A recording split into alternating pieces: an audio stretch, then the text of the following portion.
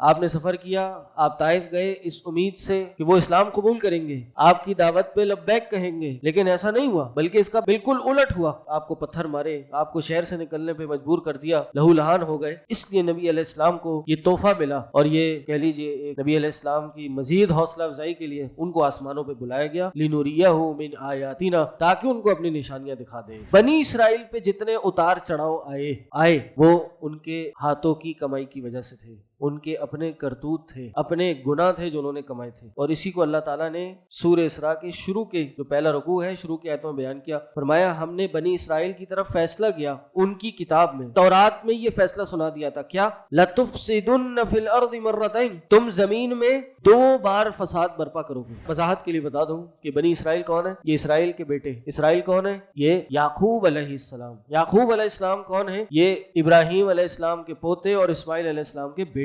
اللہ کے نبی یعنی ابراہیم، ان کے بعد جتنے بھی انبیاء آئے وہ ابراہیم علیہ السلام کی آل اور پھر یعقوب علیہ السلام کی اولاد میں سے آئے، ان کو بنی اسرائیل کہا جاتا ہے۔ یہاں تک کہ عیسیٰ علیہ السلام بھی یہ بنی اسرائیل میں سے ہی تھے، لیکن ان پہ یہ جنہوں نے یہ بعض بنی اسرائیل انہوں نے ایمان نہیں لایا تو یہ یہود ہو گئے، اور جو دوسرے ان پہ ایمان لے آئے وہ نصارہ ہو گئے۔ شہر رمضان الذي انزل فيه القرآن هدى للناس وبينات من الهدى والفرقان فمن شهد منكم الشهر فليصمه ومن كان مريضا أو على سفر فعدة الحمد لله رب العالمين، الصلاة والسلام على نبينا وعلى آله وصحبه أجمعين ومن تبعهم بإحسان إلى يوم الدين۔ رب اشرح لي صدري ويسر لي أمري واحلل عقدة من لساني يفقه قولي، فأعوذ بالله السميع العليم من الشيطان الرجيم من حمزه ونفخه ونفسه، بسم الله الرحمن الرحيم۔ سبحان الذي أسرى بعبده ليلا من المسجد الحرام إلى المسجد الأقصى الذي باركنا حوله لنريه من آياتنا إنه هو السميع البصير۔ کل کی تاریخ میں آخری رکعتوں میں اور آج کی شروع کی رکعت میں آپ نے سورہ اسراء یا پھر سورہ بنی اسرائیل کی تلاوت سنی، اور جیسا کہ اپنے نام سے واضح ہے، اسراء یہ واقع اسراء کی طرف یہ توجہ دلانا ہے کہ اس میں واقع اسراء کا ذکر ہے، اور وہ پہلی ہی آیت میں ہے۔ سورت کا آغاز ہوتا ہے سبحان الذی اسری بعبدہ لیلا من المسجد الحرام الی المسجد الاقصی، کہ پاک ہے وہ ذات جو لے گئی اپنے بندے کو رات کے ایک پہر میں من المسجد الحرامی، مسجد حرام سے، الی المسجد الاقصی، مسجد اقصی کی طرف، وہ مسجد اقصی الذی بارکنا حولہ، کہ جس کا ماحول، جس کا ارد گرد ہم نے بہت برکت والا رکھا ہے۔ کس لیے لے گئے؟ یہ پورا پروسیس اسراء کا کیوں ہوا؟ لِنُرِيَهُ مِنْ آیاتنا، تاکہ ہم اسے کچھ نشانیاں، اپنی نشانیاں دکھا دیں۔ بے شک بلا شبہ وہی سب کچھ سننے والا اور سب کچھ دیکھنے والا ہے۔ یہ واقعے پہ پہلے بھی بات ہو چکی ہے، آپ لوگ کے علم میں ہے، اور پھر کبھی اس واقعے کی تفصیل بیان کریں گے۔ مختصراً واقعہ آپ سب کو پتہ ہے کہ رات کے پہر اللہ کے نبی صلی اللہ علیہ وسلم کو جبریل امین ایک سواری پہ یا کہہ لیجیے اپنے ساتھ لے گئے، پہلے مسجد اقصی تک، پہلے مسجد حرام گئے، وہاں سے مسجد اقصی گئے، وہاں پہ اللہ کے نبی صلی اللہ علیہ وسلم کی کئی انبیاء سے ملاقات ہوئی۔ رات کے ٹائم اللہ کے نبی صلی اللہ علیہ وسلم نے انبیاء کو نماز پڑھائی، ان کی امامت کروائی۔ ابراہیم علیہ السلام کو دیکھا، موسیٰ علیہ السلام کو دیکھا، یوسف علیہ السلام کو دیکھا، اور اس کے بعد نبی علیہ السلام معراج کے سفر پہ چلے گئے، مسجد حرام سے مسجد اقصی تک۔ اس کو اسراء کہا جاتا ہے، اور تقریباً یہ زمینی سفر اس زمانے میں 2 سے 2.5 مہینے کا سفر ہوا کرتا تھا، یا تقریباً 18 دن کا سفر بھی بعض نے لکھا ہے، 18 دن کا سفر ہوتا تھا، جو نبی علیہ السلام نے رات کے تھوڑے سے حصے میں وہ اس سفر کو طے کیا، گئے بھی، آسمانوں تک بھی گئے اور واپس بھی آئے۔ پھر جب معراج ہوئی تو نبی علیہ السلام ہر آسمان پہ مختلف انبیاء سے ملے، ان سے ملاقات ہوئی، اور پھر اوپر جا کر نمازوں کا تحفہ ملا، اور وہاں سے واپس آئے اور واپس اپنے گھر پہ آ گئے۔ صبح یہ خبر اہل مکہ کو سنائی، جس کی بنیاد پہ انہوں نے نبی علیہ السلام کا مذاق اڑایا۔ جو مومن تھے ان کا ایمان تو پہلے ہی نبی علیہ السلام پہ تھا، ان کا ایمان اور بڑھ گیا۔ بعض ایسے کچے مسلمان بھی تھے جو اس واقعے کو سننے کے بعد وہ واپس پھر گئے اور وہ مرتد ہو گئے۔ تو اللہ نے یہ واقعے کو جس انداز میں بیان کیا ہے، اس آیت سے ہی اس واقعے کا معجزہ ہونا ثابت ہوتا ہے۔ تو یہ مختصر اسراء معراج کا واقعہ تھا۔ اس میں جو ایک واضح، جو ایک ہمارے آپ کے لیے سبق ہے، وہ یہ ہے کہ یہ جس سال ہوا اس سے تھوڑے سے ہی عرصے پہلے اللہ کے نبی صلی اللہ علیہ وسلم پہ ایک بڑا دردناک سال گزرا تھا، اور وہ کیا سال تھا؟ عام الحزن کا جس کو نام دیا جاتا ہے۔ اس سے پہلے حضرت ابو طالب کا انتقال ہوا، اور اماں خدیجہ رضی اللہ عنہا ان کا بھی انتقال ہوا۔ اس کے بعد نبی کریم صلی اللہ علیہ وسلم طائف گئے، اور طائف میں بھی نبی علیہ السلام کے ساتھ جو ہوا وہ سب آپ کے علم میں ہے۔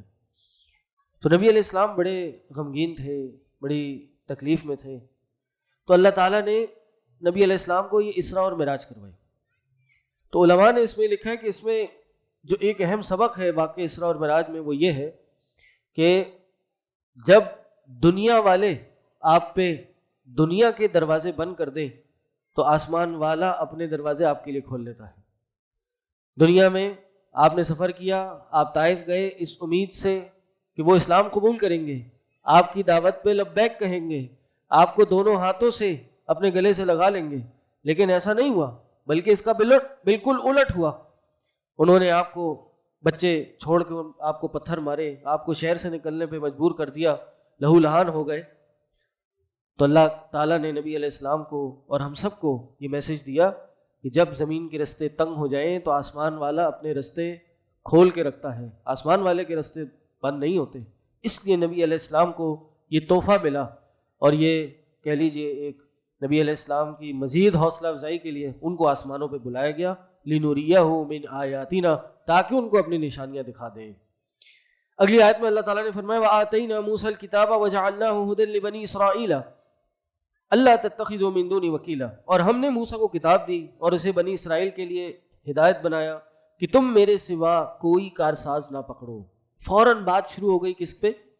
چونکہ آیت کا جو نام ہے، ایک جیسے میں نے شروع میں بتایا اسراء ہے اور دوسرا بنی اسرائیل ہے، اسے بنی اسرائیل کا تذکرہ ہے، تو دوسری ہی آیت میں بنی اسرائیل کا تذکرہ شروع ہو گیا، اور اس کا پہلی آیت سے بڑا گہرا تعلق، وہ بھی ہم سب کو پتہ ہے کہ بنی اسرائیل میں کئی انبیاء آئے، اور ان انبیاء کی بعثت کہاں ہوئی؟ یہ بیت المقدس پہ، یہ فلسطین اور اس شام کے علاقے میں جو ارض انبیاء ہے۔ اس کے بعد فوراً بنی اسرائیل کا تذکرہ کیوں کیا؟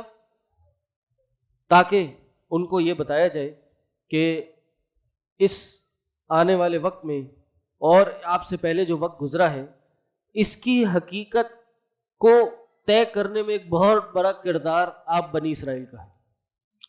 اور یہی آگے آنے والی آیتوں میں بتایا، فرمایا کہ اے بنی اسرائیل، آپ تو ذریت ہیں، اولاد ہیں اس کی، من حملنا مع نوح انہ کان عبدا شکورا، کہ جس کو ہم نے نوح کے ساتھ اٹھایا، بے شک وہ اللہ کا بڑا شکر گزار بندہ تھا۔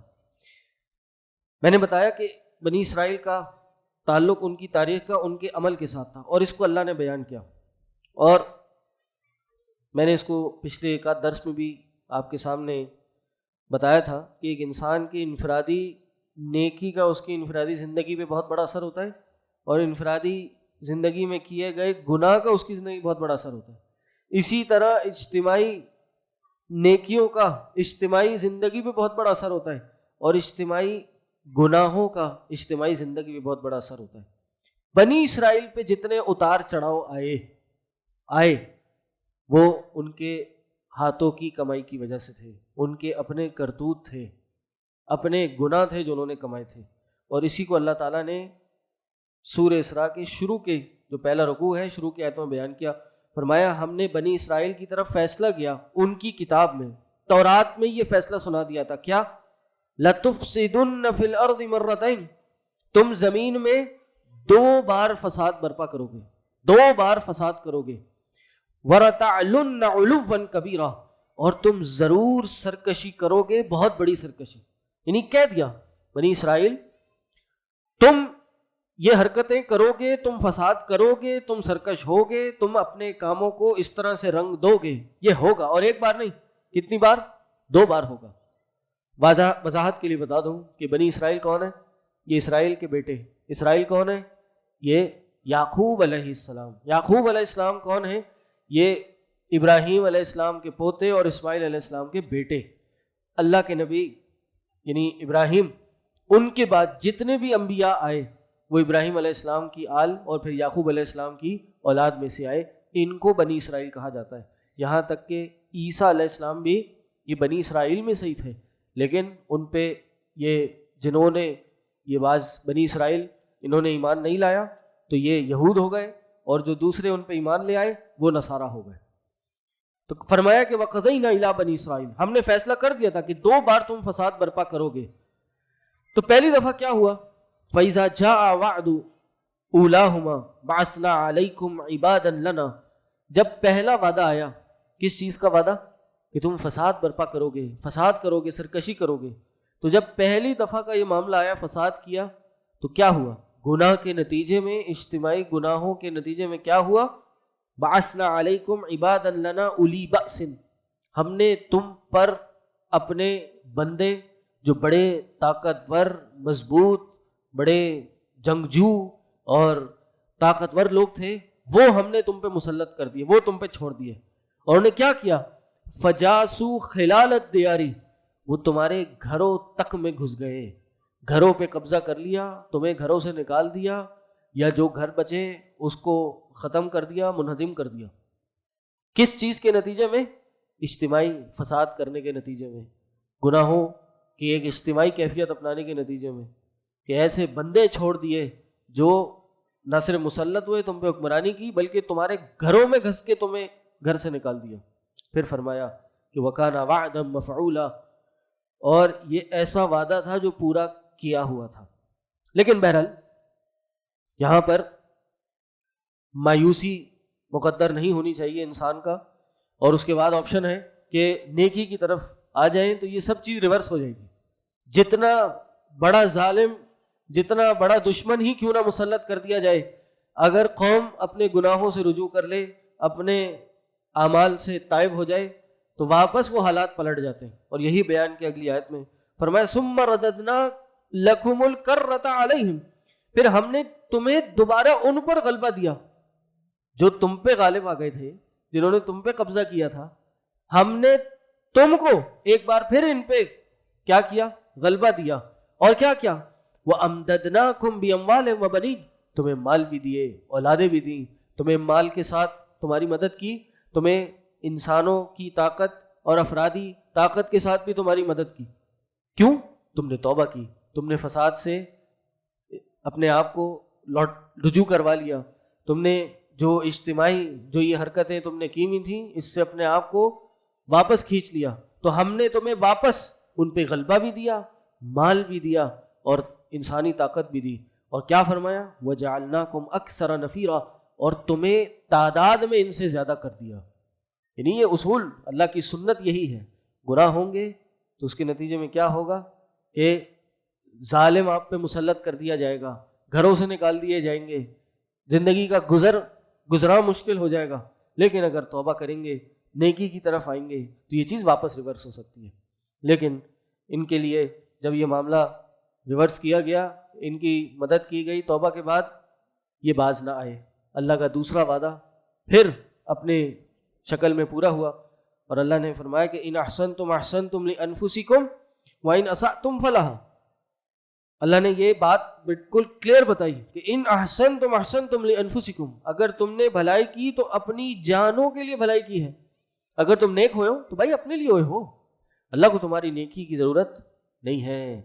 اللہ کے نبی صلی اللہ علیہ وسلم کی حدیث ہے، فرمایا کہ اگر اول و آخر جتنے انسان ہیں اور جن ہیں، جتنے اول و آخر انسان اور جن ہیں، یہ اگر ایک سب سے متقی بندے کے ایمان کو اختیار کیوں نہ کر لیں، جتنے آج تک انسان و جن آئے ہیں شروع سے لے کے آخر تک، اگر ان کا ایمان تم میں سے سب سے زیادہ متقی بندے والا ہی کا کیوں نہ ہو جائے، تو یہ اللہ کی ملکیت میں تھوڑا سا بھی ذرہ برابر بھی اضافہ نہیں کرے گی، یعنی اللہ کو اس سے کوئی بہت فرق نہیں پڑے گا۔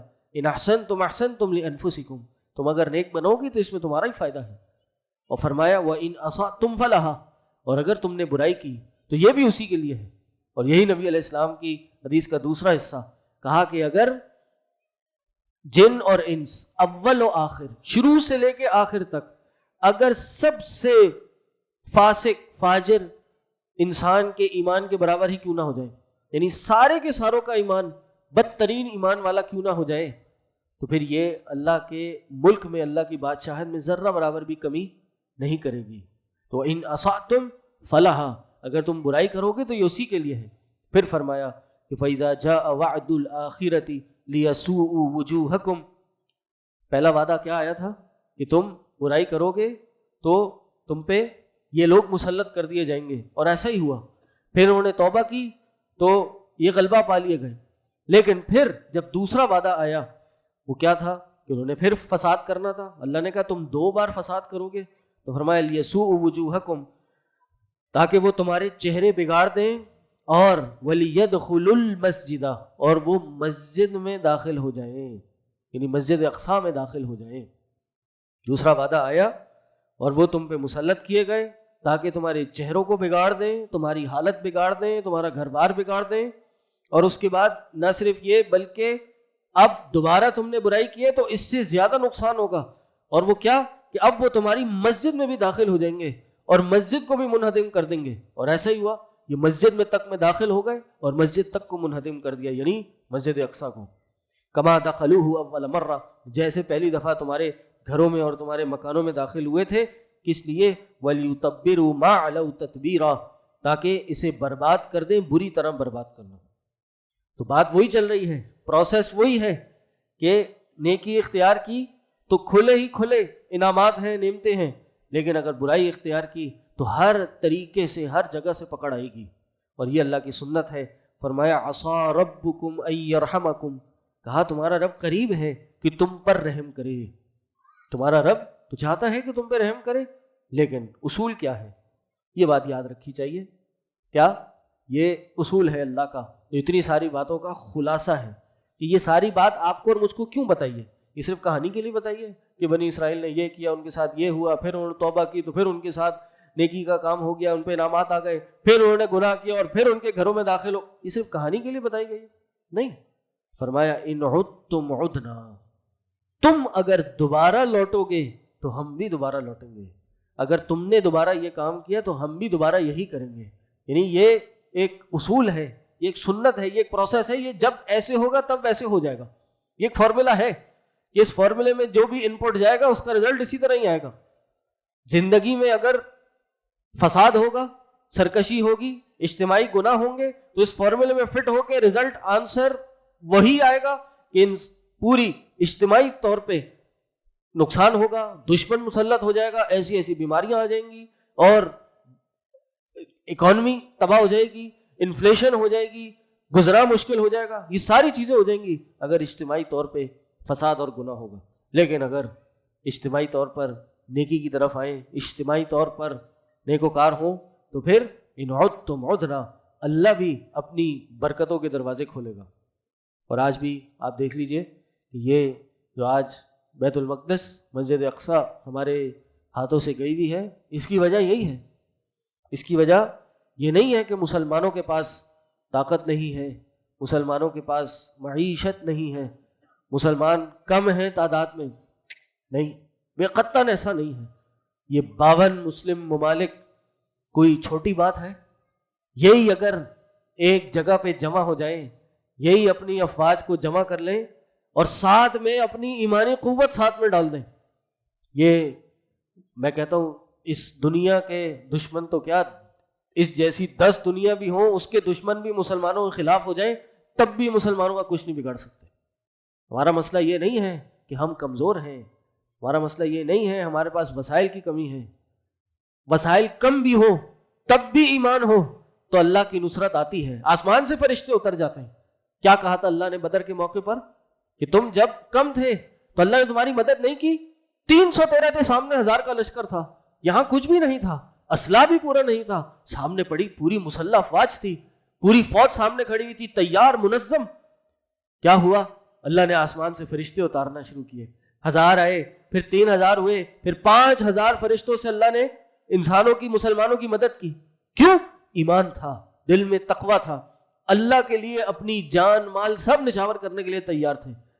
ہاتھ پہ اپنا دل لے کے نکلے تھے کہ بس اب آئے ہیں تو یہ جنت میں ہی جائیں گے.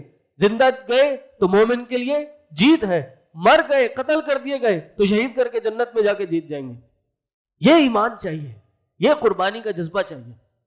آج بھی اگر یہ مومن و مسلمانوں میں یہ جذبہ آ جائے، 52 ممالک کی بات تو چھوڑیں، ایک ملک، واللہ میں آپ کو بتاؤں، ایک کیا آدھا ملک کافی ہے اس پوری دنیا کو ہلا دینے کے لیے. پوری دشمن کے ناک میں دم کرنے کے لیے یہ آدھا پونا ملک کافی ہے. یہ چند جم گھٹا ایمان والوں کا کافی ہے اس دشمن کے سسٹم کو ہلانے کے لیے. کیا چاہیے؟ ایمان چاہیے، عقیدہ چاہیے، عمل چاہیے، خلوت پاک چاہیے، اپنے جلوتے لوگوں کے سامنے دکھانے والی وہ پاک چاہیے، وہ دین کے مطابق چاہیے. لیکن مزے کی بات یہ ہے دشمن جو ہے وہ بخوبی اس بات کو سمجھتا ہے. ان کو پتہ ہے کہ مومن جو ہے وہ ان وسائل سے نہیں جیتا کرتے. مومن جو ہے یہ بندوقوں سے نہیں جیتا کرتے. وہ شاعر نے بھی کہا تھا نا کہ کافر ہے تو شمشیر پہ کرتا ہے بھروسہ، مومن ہے تو بے تیغ بھی لڑتا ہے سپاہی. مومن ان وسائل پہ بھروسہ نہیں کرتا کہ میرے پاس ایٹم بم ہے نہیں ہے، کلاشنکوف ہے نہیں ہے. وہ جو کلاشنکوف بنا کے لائے تھے مسلمانوں نے ان سے لڑ کے ان کے منہ پہ ہی کلاشنکوف مار ڈالی. یہ مسلمان کی بنائی ہوئی نہیں تھی. جو انہوں نے ان کے خلاف استعمال کی مسلمانوں کو واپس کر دیا. افغانستان نہیں دیکھا، 30 سالہ 40 سالہ تاریخ دیکھیں، دنیا کی 2 سپر پاوروں نے اس پہ قبضہ کرنے کی کوشش کی. کیا نتیجہ نکلا؟ یہ بیچارے، یہ کمزور سے جاہل جھٹ لوگ یہ ان کے مقابلے میں کھڑے بھی نہیں ہو پائے. اور آخر میں یہ امریکہ ایسے بھاگا ہے کہ جیسے کسی کی شلوار اتار لی جائے وہ اپنی شلوار بچانے کے لیے بھاگتا ہے. اپنے جہاز اور اپنے ٹینک چھوڑ کے بھاگے ہیں کہ جیسے پتہ نہیں کیا ہونے والا تھا، ایٹم بم ان پہ گرنے والا تھا. کافر ہے تو شمشیر پہ کرتا ہے بھروسہ، مومن ہے تو بے تیغ بھی لڑتا ہے سپاہی. مومن وسائل کا محتاج نہیں ہوتا، اس کو ایمان چاہیے، نصرت آتی ہے. ان تنصروا اللہ ینصرکم، اگر تم اللہ کی مدد کرو تو وہ تمہاری مدد کرے گا. وَيُثَبِّتْ أَقْدَامَكُمْ، اور تمہارے قدموں کو، تمہارے معاملات کو مضبوط کر دے گا. یہ ہے اللہ کی سنت.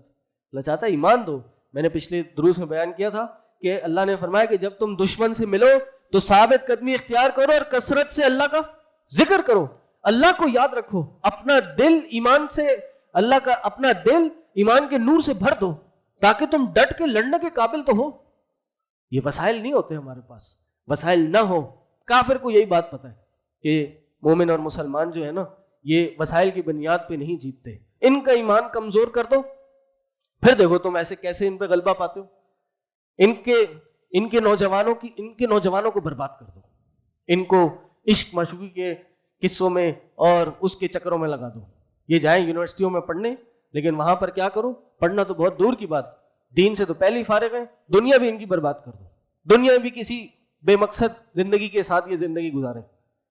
کسی نے بڑی اچھی ایک پوسٹ نکالی تھی کہ وہ امریکہ نے جو ہے وہ ChatGPT announce کی، چائنا نے کیا اناؤنس کی؟ ڈیپ سیک اناؤنس کر دیا. پاکستانیوں کے نے کیا اناؤنس کیا؟ انہوں نے کورس اناؤنس کر دیا کہ آئیں ان دونوں کو سیکھیں کہ ان میں ہم نے اس کو استعمال کیسے کرنا ہے. یعنی ہم نہ دنیا کے رہے نہ ہم آخرت کے رہے. دنیا میں بھی کامیابی کی طرف نہیں گئے. ٹیلنٹ بہت ہے، ٹیلنٹ کی کمی نہیں ہے، لیکن ایمان سے فارغ ہو چکے ہیں، اپنی حیا سے فارغ ہو چکے ہیں. آج کافر اس کام کو کرنے میں پورا کامیاب ہو گیا. ہمارے یہاں آپ دیکھیں یہ ہر طریقے سے یونیورسٹیز کالجز میں کس طرح فحاشی عام کروا دی ہے، کس طرح الحاد عام ہو گیا ہے. گھروں تک میں یہ پوری کوشش جاری ہے کہ گھر والے دینی ماحول میں نہ پلے بڑھیں، بلکہ وہ بھی انہی کے کلچر کو اپنا کے اپنے آپ کو آگے بڑھائیں. نیٹ فلکس اناؤنس کر دیا. پہلے تو بچپن میں ایک ٹائم ہوا کرتا تھا، اس ٹائم کوئی ٹی وی دیکھیں گے تو چینل آئے گا، کوئی سیریل آئے گا، کوئی ڈرامہ آئے گا. اب کوئی یہ سب قیدیں ختم ہو گئی ہیں. اب جب دل چاہے گھنٹوں تک انسان یہ کام کر سکتا ہے. ان کو وہ لوگ نہیں چاہیے جو دین پہ چل کے علم حاصل کریں اور لوگوں کی اصلاح کا کام کریں. ان کو یہ لوگ نہیں چاہیے. ان کو وہ مائیں نہیں چاہیے جو اپنے گھر میں احمد بن حنبل اور امام بخاری پیدا کریں. ان کو وہ لوگ چاہیے کہ جو ان کے اشاروں پہ ناچے اور ان کے پاس آ کے نوکریاں کریں اور انہیں کی خدمتیں کریں. تو ہمیں ان باتوں سے نصیحت حاصل کرنی چاہیے اور اللہ کی اس سنت، اس طریقے کو سمجھ کر اپنی زندگی کو اس کے مطابق ڈھالنا چاہیے. اللہ تعالی ہمیں اپنے آپ کی اور اپنے آنے والی نسلوں کی اصلاح کرنے کی توفیق عطا کرے. اللہ تعالی ان مسلمانوں کی، ان مسلمان ممالک کی حفاظت کرے. اللہ تعالی ہم سے وہ کام کروائے جو ہماری اس امت اور آنے والی اس امت کی جو نسلیں ہیں ان کی خیر خواہی اور ان کی حفاظت کا باعث بنے. سبحانک اللہم و بحمدک اشہد ان لا الہ الا انت استغفرک و اتوب الیک. السلام علیکم.